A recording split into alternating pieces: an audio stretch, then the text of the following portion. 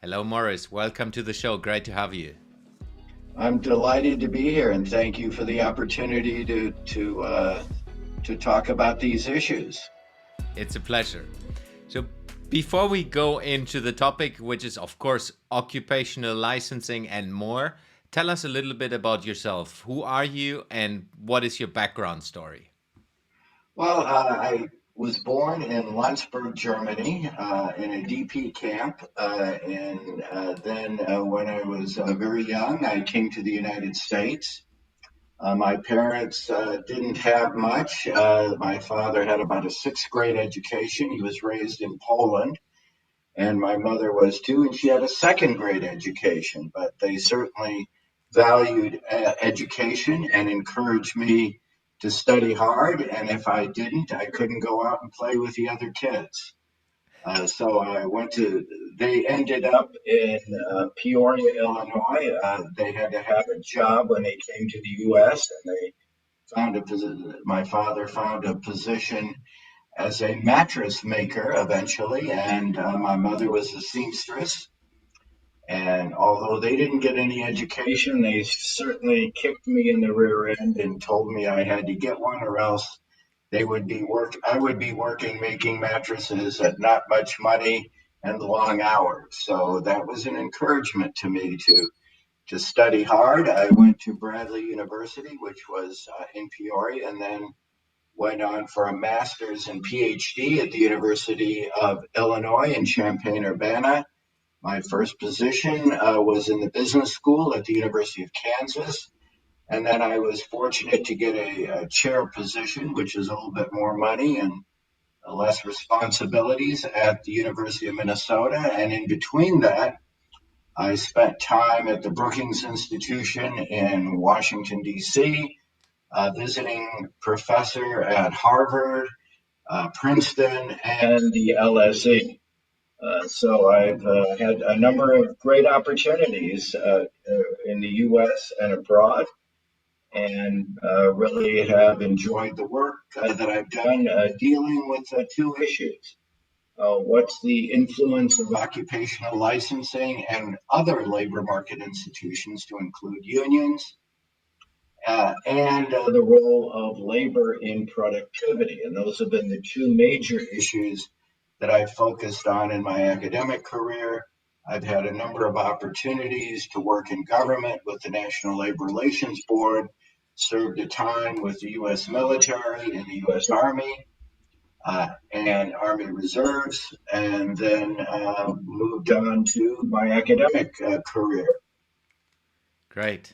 Yeah, I'm really interested into discovering really how you got into the topic of what we want to talk about. But let's start with a story.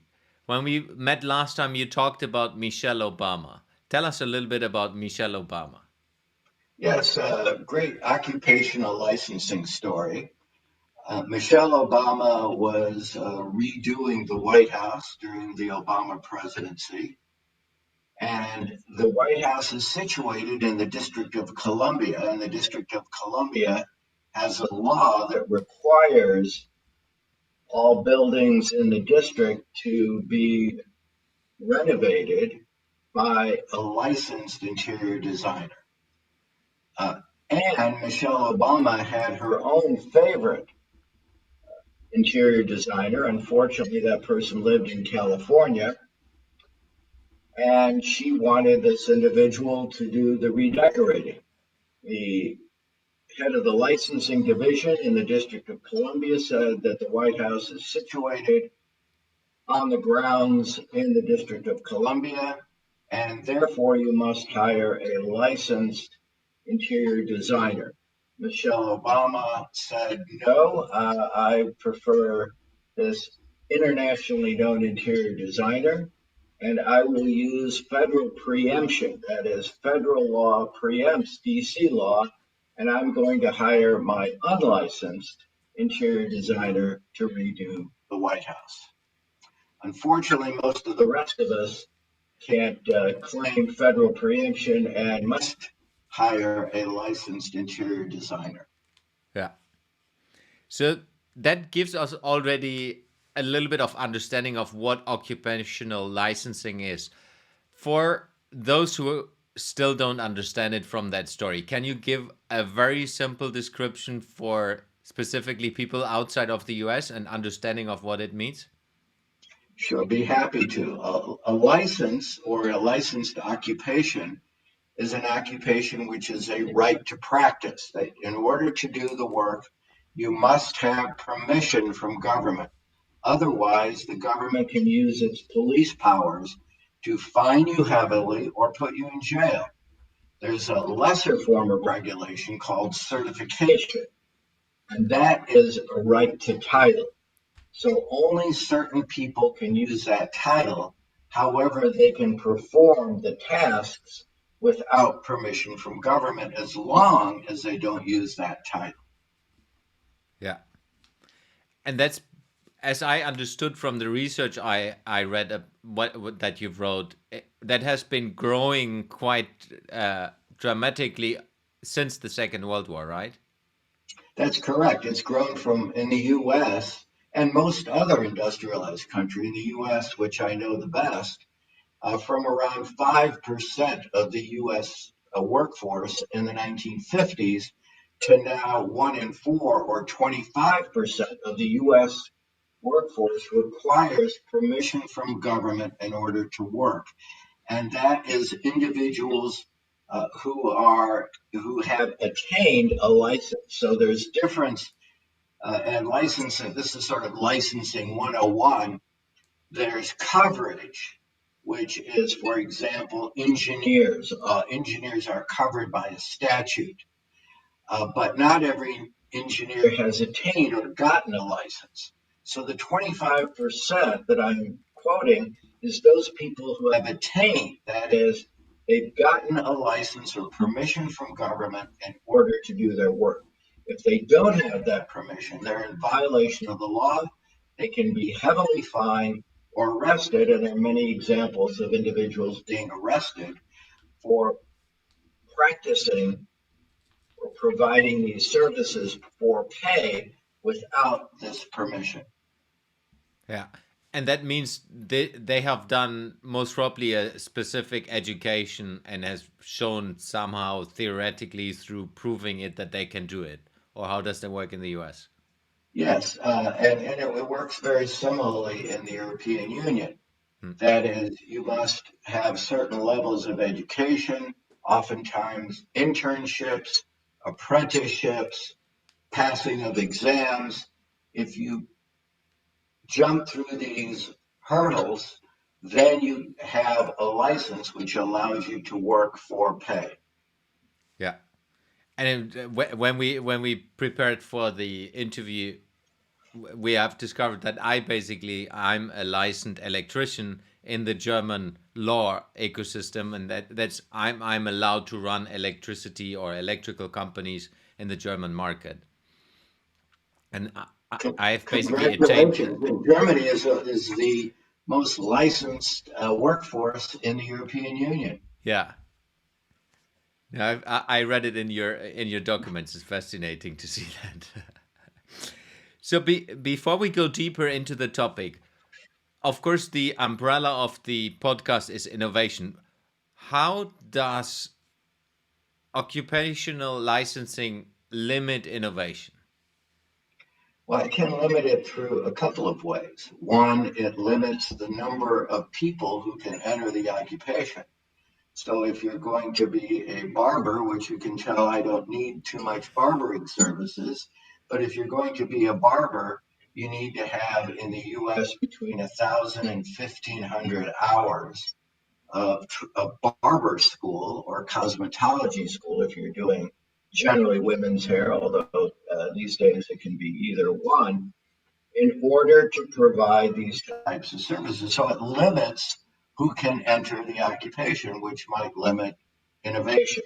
Secondly, in order to provide these services, you must do it in a prescribed manner. So deviations from what is generally viewed as common practices or best practices, you can lose your license. So if you spend 1,500 hours, which is the case in most states, and you deviate from these policies or practices, you can lose your license. So you mentioned you're an electrician in Germany. If you're using different types of new cables, aluminum versus copper, even though aluminum may be better, the prescribed method of doing electrical work is copper. If you use aluminum, you could lose your license. So innovations through new technologies are frowned upon. And let me give you perhaps the most clear example, and that is in ride sharing. I did a piece for the European Union along with a number of co-authors on the innovation of Uber. Yeah. Uber was a new technology. The established taxi drivers fought tooth and nail to stop these innovations from coming in. They went to the boards. In fact, in London for a period of time, Uber was banned. And that's a new technology, a new way of getting people from point A to point B. And the licensed interest, the licensed taxi drivers, forbid Uber drivers from entering the market. That is, they said you had to learn every street in London, spend years learning all the alleyways of London in order to provide these services. And as we all know, in terms of getting from point A to B, what you largely need is a good app program to get you Google Maps or something else to Yeah. get you from point A to point B. That was a dramatic innovation which licensed interests tried to stop. And in fact, in many countries, last time I looked at Italy, Uber was forbidden. Yeah. It's still the case for Germany. Uber is not existing in Germany, which for me That's as the an case in many, many different countries. yeah. For example, Israel, Uber is forbidden. Italy, it's forbidden. And in the US, there are many taxi interests that are trying to get it banned, as it was in London for a period of time. Yeah. But that's perhaps the starkest example of an innovation where a vested interests try to stop it by saying every person has to be licensed. And to get a license takes lots of money and lots of time. Yeah. So when you have looked at where is this leading and are there changes required? What was the topics you and your co-author when you wrote the book, which we will go later on into details as well, came into understanding of, hey, we're drifting and we're this is growing over time. Where is it heading? Is it the right way? Do we need to do something? What have been your conclusions on that? Well, the name, I'll get the plug in early. The name of the book is Grease or Grit. And what that means is does it make the labor market operate more efficiently, or is it grit or sand in the works of the machinery, which stops it and results in it not working in the best way possible? So we looked at a number of different occupations and industries in the European Union and the United States to see if occupational licensing resulted in more efficient operations for consumers. Largely, we were concerned with consumers because there's been a lot of work done on the impact of licensing on workers. Hmm. So our innovation, or what we did that was new, was to look at the effect of licensing on consumers. So in the example I gave of Uber, we looked to see uh, two different cities, one where regulations were higher, another where regulations were lower. What was the effect of these regulations on consumer satisfaction, but more importantly, on safety? And in Uber tracks hard starts and hard stops of the vehicle. And were there more or less in one city or another, cities with high or low levels of regulation? And we found no difference. And we found no difference in terms of consumer satisfaction. And similar measures of prices, customer satisfaction were looked at across many different industries from healthcare, beauty services, law, pharmacy, and driving instructors. So across a wide variety of occupations, across many different countries, were the results, did they show a similar trend? So what are then your recommendation if we talk about countries and where the way should go going forward? Well, in our results, perhaps not surprisingly, we found that these regulations didn't help consumers much. There was almost no difference in outputs, yet prices were generally higher. Yeah. So you're paying more and getting about the same as you did before. And this is something, my background is in economics, and the technical term is a deadweight loss. Yeah. That is lost output due to regulation.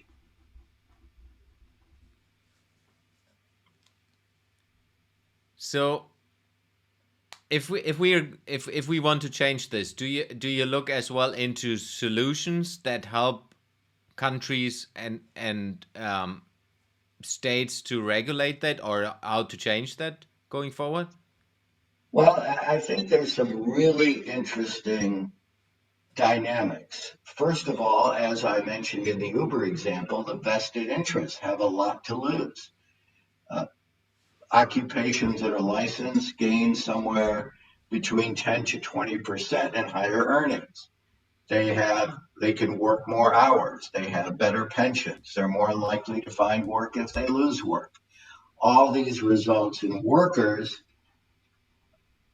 actively opposing any changes in occupational licensing laws. So that makes it very difficult to change these laws. But our job is to provide this information to lawmakers, to the public, and we've had I think, some very positive effects. In the US, which is a bit unique, licensing is done at the state level in the US.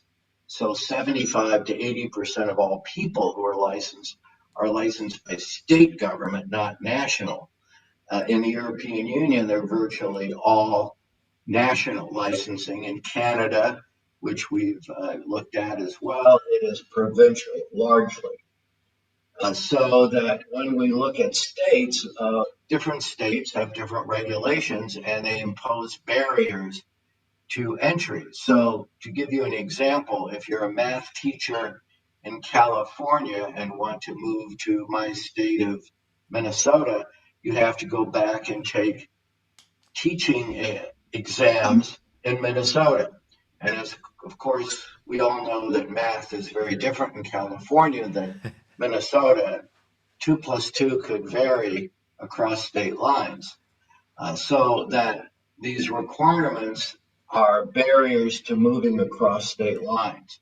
And we've had an impact, I'm lucky to say, or I'm fortunate to say, that states like Arizona and 8 other states have changed their laws in part due to the research we've done and the advocacy work. I'm right now at the Knee Center at West Virginia University, and they've done a lot of work in this area as well. But we've talked to governors and legislators and said one thing you could do to allow more people to move to your state, especially if you're a growing state and need more doctors and lawyers and dentists and electricians, is to say if you're licensed in the state of origin and you move to our state, it is fairly easy for you to get a license. In fact, Arizona said if you're a resident and you're licensed in another state, you can become licensed in the state of Arizona. That's a rapidly growing state that needs these services. Yeah. And that helps then, of course, the individuals that are going to move. But in the same way is protecting a little bit the licensing part, where I guess the from the get go it was about how do we secure that the profession that people are doing that is to a certain standard, and as well when we go into security and health topics, then it's even more important, of course, for the consumers that are connected to that. Right. And one thing that's important for consumers and politicians to understand is that it's not licensing or nothing at all. Yeah. That is, there's a continuum of different levels of regulation, uh, bonding, so that there's insurance that requires, for example, if you're cutting down trees in the US, those individuals tend to be bonded. There's certification, which protects right to title. You can't say that you're a surgeon if you are a hairdresser. So that protects individuals in those occupations in terms of right to title. And there are various other forms of regulation short of licensing. And one thing that I want to present to your audience is that licensing provides certain people a monopoly.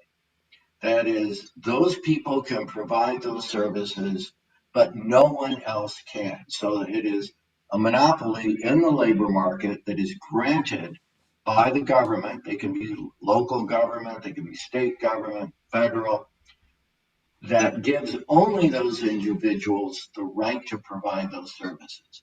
Others cannot. And if you, as with sort of Econ 101, if you have a monopoly, you can charge higher prices and provide less of that service. And surprisingly, or perhaps not surprisingly, that's exactly what happens in most licensed occupations. Yeah. Have you had a look as well on the global labor market? If we just take the example, me being educated and licensed electrician in Germany, I would love to go to the US and do that in the US. Right now, that's not possible. That's right. But within the European Union, which is used to be 28, now it's 27 countries, you can move across the European Union and become a licensed electrician within the European Union. But Yeah. if you're coming to the US, it is much more difficult, and individuals coming from other countries largely have to show that the classes they took, the experience they had, is largely equivalent to the US. This is the most profound in medicine. Yeah. So if you're coming from Canada or the UK or Germany, doctors earn between 25 and 50% more in the US than they do in these other countries that I mentioned. And a lot of doctors from the Netherlands or other countries want to come to the US. It is very difficult to become a doctor. You have to get a residency in order to become a licensed physician. Residencies are very limited. Consequently, in order to get a residency, you often have to work in a hospital as an orderly or a very low level occupation. In order for you to apply to become a resident, if you don't do a residency, you can't get a license. So that provides a barrier so that a doctor moving from another country, or in your case, becoming a licensed electrician, you would have to take all the tests, do the internships, the apprenticeships, even though you've done those in Germany, in order to become a licensed electrician. Or in the example that I provided, in order to become a doctor, you have to meet some very rigid requirements, and there are a limited number of residencies in the US. So it usually takes someone coming to the US, unless they have some special, if they're a top of the line radiologist or top of the line surgeon, it often takes them a long time, that is a year or more, in order to get a residency, in order to become licensed in the US. And that limits supply drives up prices. Yeah. In one of the studies I read from you, there was as well the impact on the inflow of students into the medical part specifically, because there are the limitation that they can't move freely. So people are less students are choosing certain parts of the medical education. Right, and I think that it is very difficult, as I mentioned, to come to the U.S. Hmm. and you must, first of all, apply for residency. That takes a while, and you must do a residency in order to become a licensed doctor. And there are huge shortages, especially in rural areas in the U.S. And there's shortages that is, there's relatively few funds to pay doctors to work in low income areas or high crime areas. So in order to get people to do that, it takes a lot of uh, nudging for doctors to go to those areas, and that is largely due to limited supply that groups like the American Medical Association have advocated for limiting the number of doctors. And just to go back to an old story, Milton Friedman, who was an award-winning economist in the U.S., his dissertation was on occupational licensing, and he studied what happened as a result of a report that came out that said all doctors must do internships and residencies. The same thing didn't happen to dentists. And over a 25, 30-year period, the salaries of doctors skyrocketed, but the salaries of dentists were fairly flat.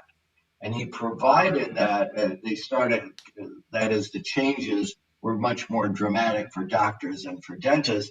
Dentists didn't limit supply during that period. Since then, they have.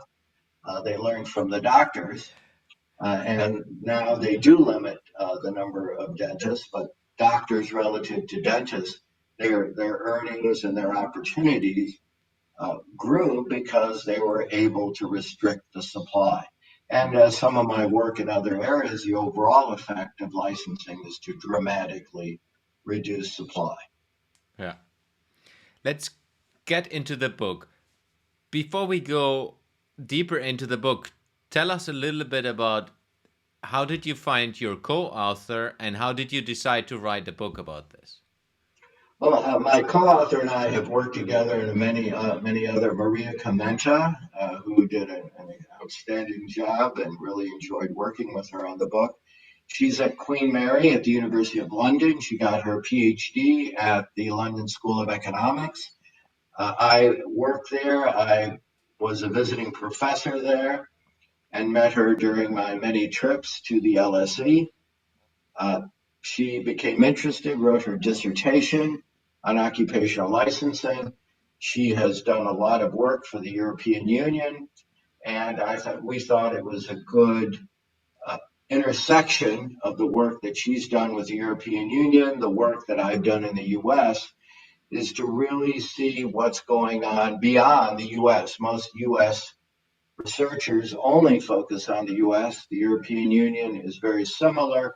So we thought this would be a nice way to expand what we know about occupational licensing and bring audiences from the European Union and the US together to see if the results are harmonized. That is, do they find the same sort of thing that Maria found in Europe? Do we find the same sorts of things? And I'm speaking largely to a US audience, although the work that I did on the book largely due to Maria's work with the European Union was my work looking at Uber in Dublin and London. Yeah.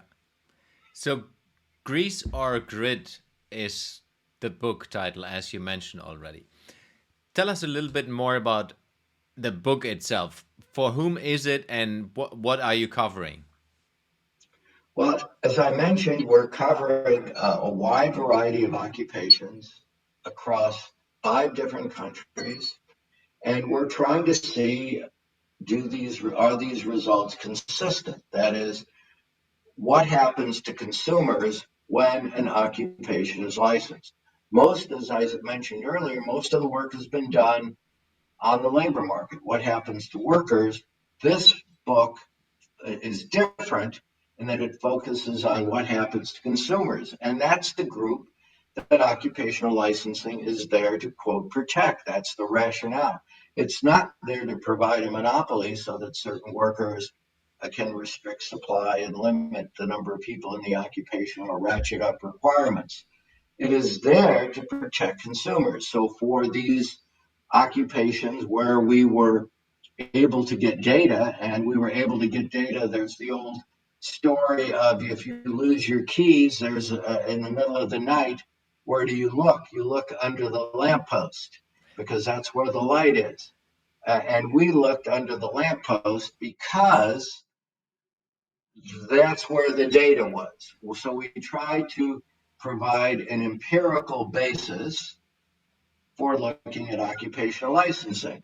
And in the work that we provided, so someone who has a brief background, it is not intended for specialists. It doesn't have a lot of math in it. We limited the amount of math, but it does have lots of data. So what we tried to do was to show with numbers, with analysis, with graphs, what effect does licensing have for consumers? And is it the same on both sides of the Atlantic? Yeah. You mentioned it's 5 countries. Can you give us which countries Yeah, you we covered? looked at obviously the US, we looked at the UK, Ireland, Italy, Poland were the countries we examined. Yeah. Nice. Anything else with what the listener should know about the book?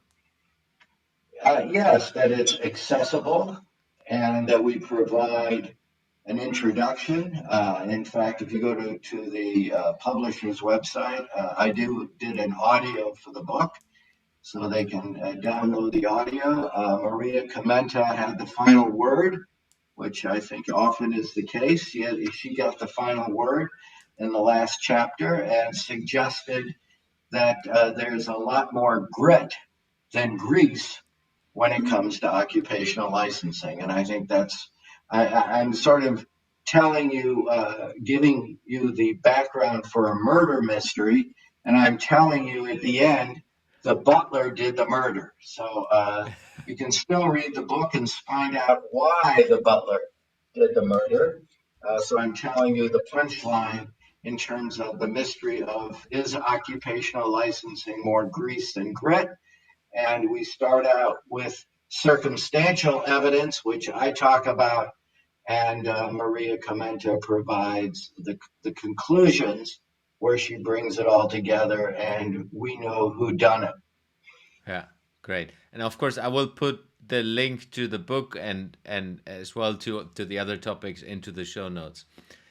Getting us into the last part of the podcast where I ask questions that are slightly not related to the conversation, but I'm asking them to every guest. If you could work with the project that's impacting every human being on Earth, what project would you decide to work with and why? Well, I'm lucky enough to be working on that project. I'm working with the World Health Organization, just in my field, to see what are appropriate standards to enter medical profession and issues of what's called scope of practice. So where does one occupation end and another occupation begin? What are the tasks that the World Health Organization see as appropriate? And in order to provide appropriate services, medical services, not only in developed countries, but the World Health Organization looks at this from a much broader perspective. What are the criteria to provide access, again, not only in developed nations, but less developed nations, to the optimal level of healthcare? what advice would you give to a young innovator that's just getting started? Uh, Both you need to have a lot of grit, not the grit I talk about in my book, but grit in terms of the psychological definition. You need to have the determination, the willingness to take some hard knocks. All those are important, and to learn from your mistakes. That is, the road to success has a lot of bumps in it, and I think it's really important that individuals who are going to be entrepreneurs should expect a lot of bumps in the road to find the pot of gold at the end of the rainbow. So that you should expect it. You should expect to work hard.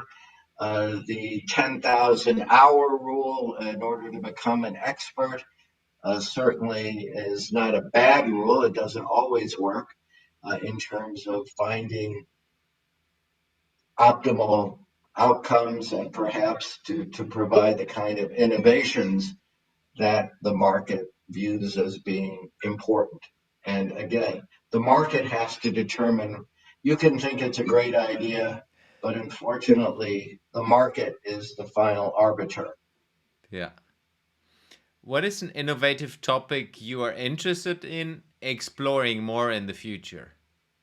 Well, I'm continuing to be very interested in occupational licensing, and I'm doing work right now with a team looking at the origins and evolution. So, those of you who are Star Wars fans, this is the prequel to the work that I talked about in this book. So, we're looking at why did it start? What caused licensing to start? What was the match that lit that this labor market institution that in the US and the European Union, 1 in 4 workers have to have permission from government in order to work. Why did it start? Was it due to public interest? That is, these occupations needed to be regulated, or was it what we call public choice? That is, the members of the occupation got together, they taxed their members, they provided political support to legislators and the executive branch. Was that the engine that caused licensing laws to pass? And what caused these laws to be ratcheted up? In the US, to become an accountant, 20 years ago, you took a 4 year college degree. Now it's 5 years. To become a physical therapist, it took a bachelor's degree, 4 years of college. Now you need to be a doctor of physical therapy in order to practice.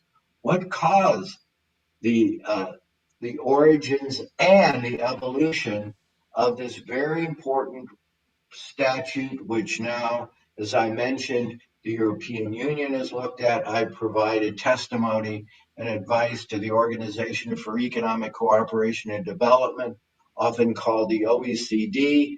They are looking into this issue.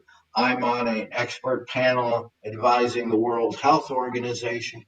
All of these look at origins, evolutions, and outcomes, and what happens to the workers, what happens to the consumers, and what is there a net gain or net loss? What are the costs and the benefits? And that's what uh, keeps me going and keeps me up at night to see where are there benefits to workers, to consumers as a result of occupational licensing.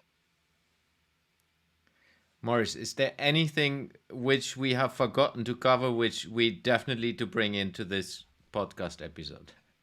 Well, I think I've covered a lot of these issues, and then just to know are societies gaining or losing by this increase in regulation? Yeah. Last question. Where can people find you and how can people reach out to you? Well, I'm available at the University of Minnesota. If you Google me, I have a unique enough name. I'm the only person that pops up, perhaps, at least in the US, perhaps in the world. So I'm very easy to find if you, Morris Kleiner. And I show up on Google. I am at the University of Minnesota. I also have a position at the Federal Reserve Bank of Minneapolis. You can find me there. I'm also a visiting scholar at both the Upjohn Institute and West Virginia University at the Knee Center. All of those places are where you can look me up and find out what I'm up to, what I'm doing, some of my current research, and I'm still a very active researcher trying to answer these, what I think are important questions. Yeah. And I will put a couple of links as well into the show notes that people can click through straight away. Morris, thank you very much for your time. It was a pleasure having you on the podcast. Well, thank you so much for the opportunity, and thanks for a number of excellent questions. Thank you very much. It's a pleasure. Thanks for listening to today's episode. You will find the links and resources in the show notes of this episode. If you would like to support the podcast, the most impactful thing you can do is subscribing to the show on any of the podcasting platforms and give me a review. This will help me to reach more innovators around the world and bring some of you into the show. If you have any question to the guest or want to engage with me, feel free to reach out to me on social media and contact me there.